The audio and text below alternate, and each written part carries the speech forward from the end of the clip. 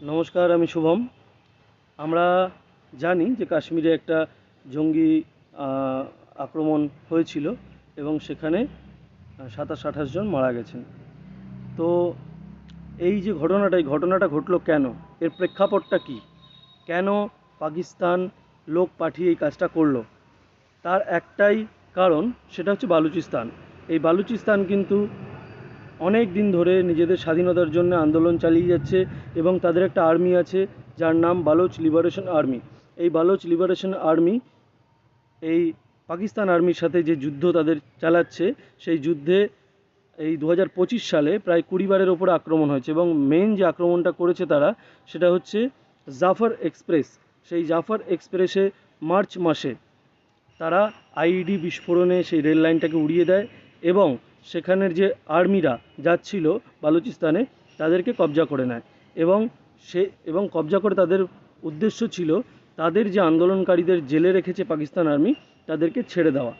এবং আজকেও একটা বিস্ফোরণ হয়েছে যেখানে কিনা বহু আর্মি পার্সোনাল যারা তারা মারা গেছেন পাকিস্তানের। এটা করেছে বালোচ লিবারেশন আর্মির লোকেরা। তো এখন কথা হচ্ছে যে বারবার এই আক্রমণ যে হচ্ছে, এই আক্রমণ হওয়ার পিছনে আর পাকিস্তান আর্মি মনে করছে যে এর পিছনে ভারতের হাত আছে, ভারত এগুলো করাচ্ছে। এখন কথা হচ্ছে যে তুমি যদি আমায় কাঠি করো তাহলে আমি তো তোমায় কাঠি করবই, তুমি যদি আমায় ইট মারো আমি তোমায় পাটকেল মারবই। এটা সোজা কথা, এটার কোনো সন্দেহ নেই যে এটা কারা করাচ্ছে। কিন্তু কথা হচ্ছে তুমি সিভিলিয়ানসদের মারবে, তুমি লোক ঢুকিয়ে সিভিলিয়ানসদের মেরে দেবে আর তুমি মনে করছো কি যে তোমায় ছেড়ে দেওয়া হবে? এটা কখনোই সম্ভব নয়। আর একটা কথা হচ্ছে যে এই বালোচদের, এরা স্বাধীনতা যারা চাইছে তাদের স্বাধীনতা দিতে অগ্রাহ্য কেন করছে পাকিস্তান সরকার? কেননা এই বালুচিস্তানে কিন্তু যে খনিজ ভাণ্ডার, পাকিস্তানের প্রায় 47% জায়গা জুড়ে আছে এই বালুচিস্তান। আর এই বালুচিস্তানে যে খনিজ ভাণ্ডারটা আছে সেই খনিজ ভাণ্ডারের ওপর কবজা তো করছে পাকিস্তান, কিন্তু তাদের যে ডেভেলপমেন্ট, তাদের যে উন্নতি, তাদের যে উন্নয়ন, সেই দিকে কোনো ধ্যান দেয় না।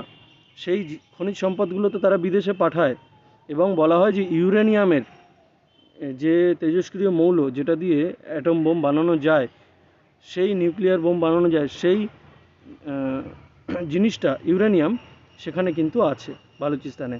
তাই জন্যে পাকিস্তান কখনোই চায় না যে এই বালুচিস্তানকে নিজের হাতছাড়া করতে, নিজের হাত থেকে।